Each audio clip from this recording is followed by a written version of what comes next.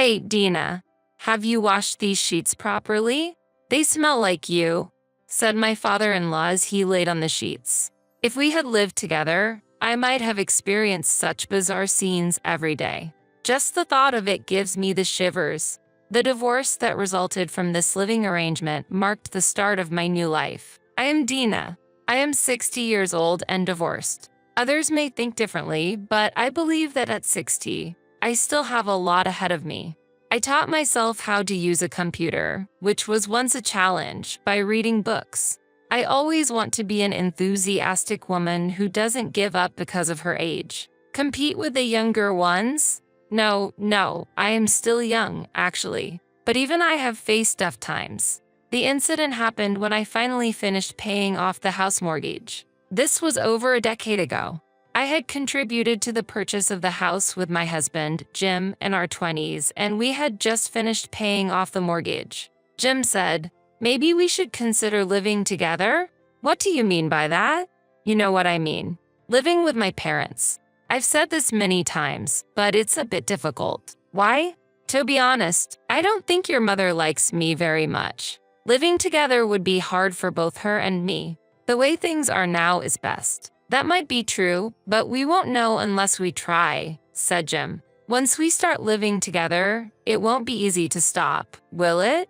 You always seem to shy away from challenges. Challenges, huh?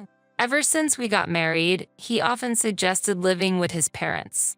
Before marriage, he was firmly against cohabitation, so I felt relieved. But after marriage, he gradually started saying living together might be nice. It's like a scam.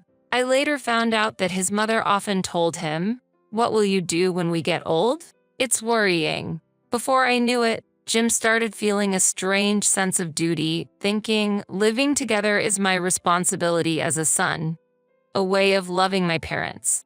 I wish he'd feel that not living together is also his responsibility as a husband. I think it's important to care for his parents, but he keeps insisting on living together even though I don't get along with his mother.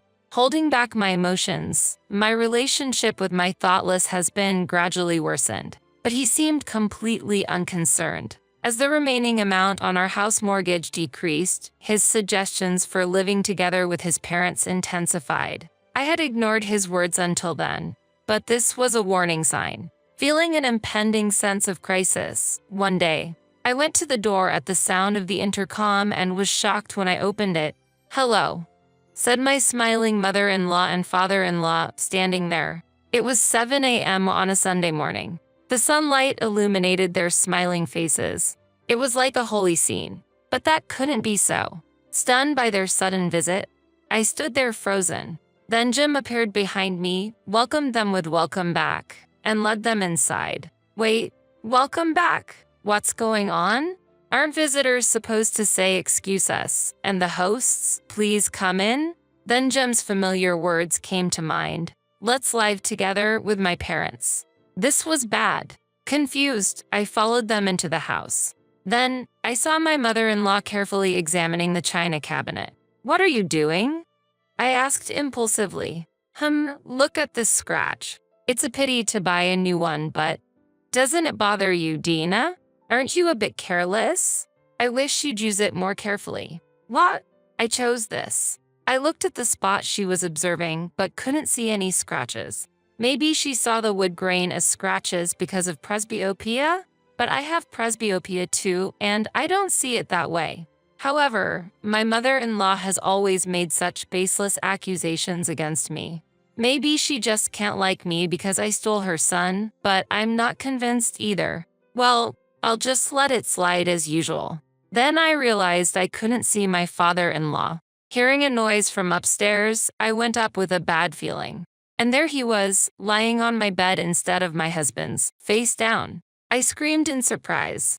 And without any shame, he said, "Oh, Dina, are the sheets clean? They smell like you," and laughed. Wait.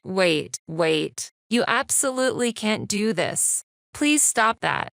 I blurted out without any hesitation. What do you mean by that? Why are you, a daughter-in-law, being so impudent?" shouted my father-in-law. "It's not about being a daughter-in-law. Why are you sniffing around in someone else's bed?" I raised my voice. I'm just checking if they've been washed properly. There's absolutely no need for that. I strongly argued back. No, it's necessary. As someone who will live in this house, it's an essential check. What? What are you talking about? Eh? I really don't understand what you mean, I said, confused. Humph, the thought of living with such a disrespectful daughter-in-law worries me. Living together. I was shocked and lost for words. Suddenly, my husband Jim and my mother-in-law appeared before me. I wondered why it was so noisy. And here you are, said Jim. Jim, your father says he's going to live with us. Is that true? I asked my husband. Yes, exactly as it sounds, Jim answered. What? Really? The house mortgage is going to be finally paid off this month, right? Yes, that's right, but… So, I've decided that we'll live here with my parents. What? Why would you decide such a major thing on your own? No, I've been asking about living together for a while now. I told you firmly oppose it. I can't accept living under the same roof as someone who sniffs other people's sheets. I argued strongly. Did you say that? I clenched my fists, feeling a mix of surprise and anger. Besides, I've been seeing another girl for a while now. So, I don't really need to live with you. What? That's unbelievable. Well, anyone would prefer a young and cute girl over a wife who won't live with her in-laws. I wondered what he was talking about, but there was more to be shocked about. If you don't like it, that's fine. Once the mortgage is paid off, we don't need you anymore, my mother-in-law said with a smile. What? I asked again in shock. That's right. You're no longer needed. Now get out. My father-in-law said, grinning and gesturing as if shooing away a dog. So, I was just a tool to help with mortgage payments to them for a long time. Jim's income alone was uncertain, and both incomes were needed to get a new house and pay off the mortgage quickly. My mother-in-law had endured her son's marriage to me, always hoping for and waiting to be able to live together. Once the mortgage was paid off, she probably thought she could live with her son again. To them, I was useful like a servant until no longer needed. The more I understood the situation, the angrier I became. I regretted not doing anything until it got to that point. But the house was also important to me. There was no reason for me to be cornered like this. But wait a minute. A sudden idea flashed in my mind, and a light shone in my heart that was filled with despair and irritation. All right, let's all live together. What? My quick response surprised Jim and my mother-in-law the most. They might have thought I would leave easily, but they were taken aback by my unexpected answer. A life with a husband, his affair partner, and in-laws sounds fun, doesn't it? My mother-in-law and Jim's reactions to my statement were so funny that I laughed. But of course, that was just a joke. Who would live together? Of course, I'm leaving, I said. They probably didn't expect me to leave so easily. They must have thought I would beg to stay. Jim was unsettled until the moment I left the house, but I ignored him and eventually finalized our divorce. About a month later, having lost the house and enjoying my free time in a hotel after the divorce, I received a call from my ex-mother-in-law. I really need to see you, she said, though it seemed troublesome. I had a hunch, so I agreed to meet her. When I arrived at the cafe for our appointment, there sat my former in-laws with gloomy faces. As soon as they saw me, my mother-in-law tearfully said, "Dina, thank you for coming." Well, the whole family gathered. What do you need from your ex-daughter-in-law? We received a notice yesterday about the division of property. Of course, we're divorced, so we need to discuss property division properly, right? Did you think I wouldn't respond? What? Well, but the situation has changed now. The situation? I repeated the question, and Jim's dejected figure seemed even more disheartened. Jim's company has finally gone bankrupt. Is that so? I thought that might happen. I clapped my hands and said with a smile, I knew it. Dina, what do you mean by I knew it? Jim's income has been decreasing year by year, and last month, there was a delay in his salary payment. That's a sign of a company going under. Such a thing happened. Jim, why didn't you say anything? My mother-in-law's face was filled with anger towards her son. Jim let out a small leap and looked frightened. Well, I never thought the company would fail. People usually notice such things. You're just ignorant, I sharply pointed out, and Jim looked up in surprise, saying what? Immediately, I asked everyone, so, you all gathered here to tell me that Jim has lost his job and can't contribute to the property division? Surely that's not the case, right? Everyone was at a loss for words. Well, Jem was the first to speak up. Our house burned down. What? The house, it burned down. I get that. But how did it happen? It was Dad's cigarette. Huh. Ha ha ha. Living with your parents led to a huge loss. Huh? That stuff? I couldn't help but burst into laughter. I had anticipated Jim losing his job. When divorcing, I thought to myself, I don't want to support such an irresponsible, unemployed husband, and living with his parents would bring more problems. There are also issues when caring for the elderly. So, divorcing was the best choice for me. But I never imagined that his father would burn down the house. This could be the perfect opportunity to speak. A mischievous idea awakened in me. Haha, I'm sorry, but it must be really tough for you. Since Dad and Mom left their home, they have nowhere to live and we don't know what to do. Jim said, truly unemployed and homeless now. Please stop saying things like that. I'm also living in a hotel at the moment, so I'm practically homeless too. But that will change soon as I'm about to get my own place. Really? Everyone was surprised at my news of purchasing a new home. Just the reaction I expected. You know that high-rise apartment near the station? I'm moving there soon. A high-rise apartment. Jim's and my in-laws' faces changed completely. Maybe a high-rise apartment is everyone's dream? For me, I chose it just because it has good security.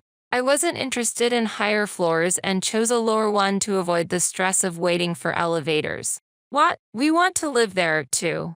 Dina, can we live with you? Please.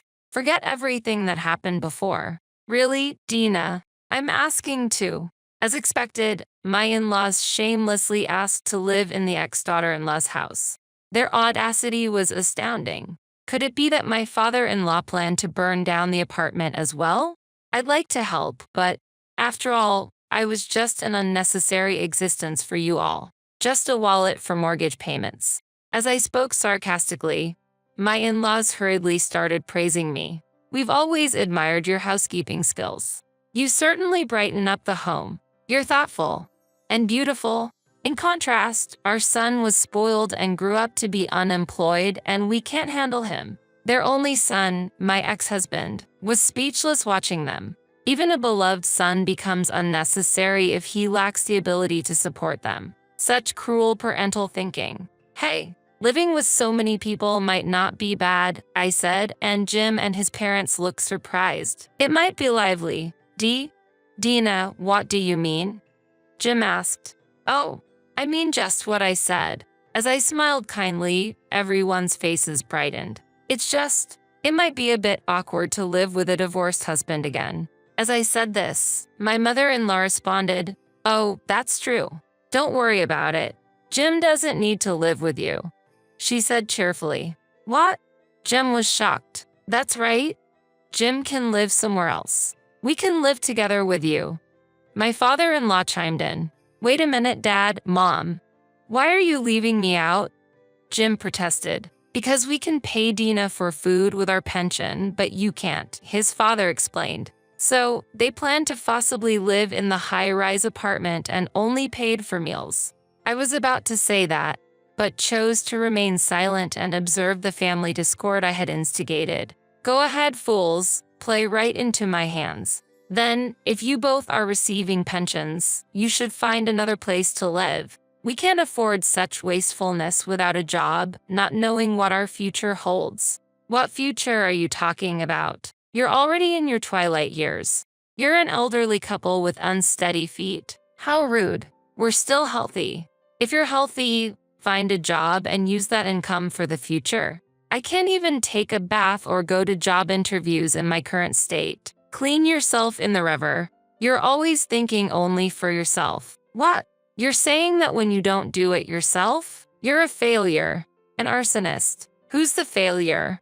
You, the useless son. Unemployed and worthless. We don't need you. We're cutting ties. That's fine. I'd rather not have parents who disregard their son. During this family argument, tension filled the air between Jim and his parents.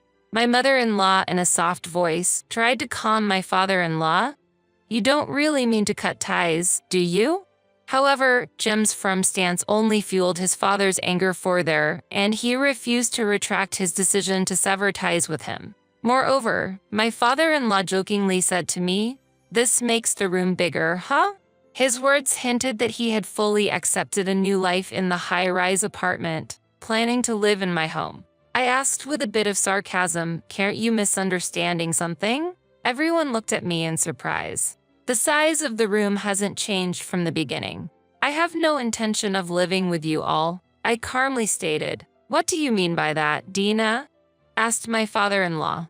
I replied indifferently, it doesn't have any deep meaning. I just said that having many people around would make life lively. Nothing more, nothing less. At that moment, my mother-in-law objected, "What? But from your words, it felt like you were considering living with us." I raised my voice slightly.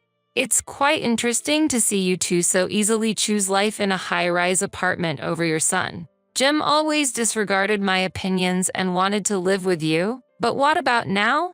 Isn't it time to realize how unreasonable your proposals have been, Jim? Can't you see the reality even after your house has burned down? Then Jim looked at his parents with deep anger. Indeed, you're right, Dina.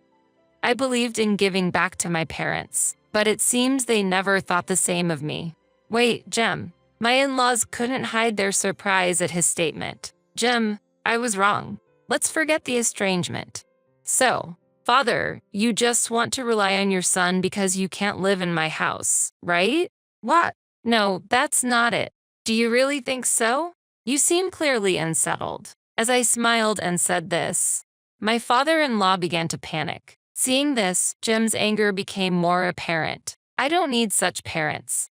Estrangement it is. Jim shouted angrily, and his parents begged frantically, "Please listen," but he wouldn't hear them. Instead, he turned to me.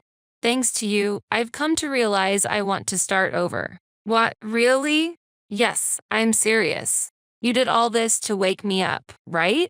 Haha, stop it. That's too convenient for you. What, why? I just thought it might be fun to see someone who abandoned his wife to get along with his parents now struggling with them. What? You're just an object of property division to me now. What? Property division? You really plan to demand that in this situation? This situation? That's irrelevant. It's obvious.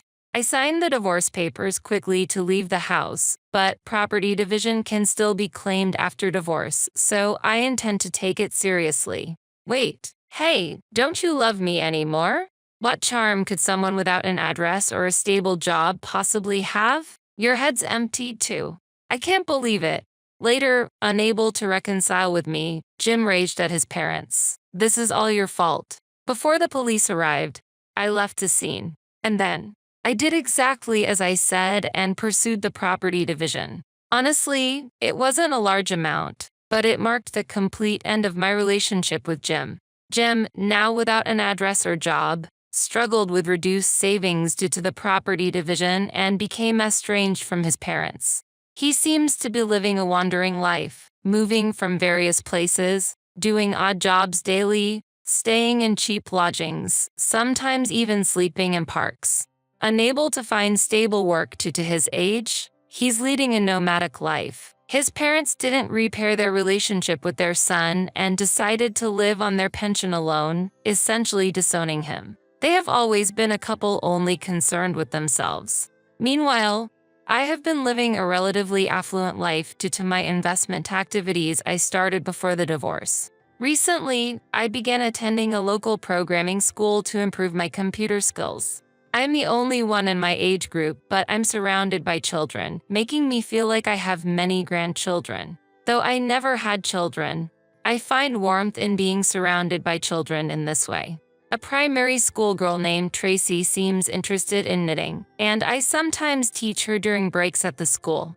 Watching her and other children join in knitting together brings a smile to my face. Despite a life full of ups and downs, I plan to continue living a life that's true to myself.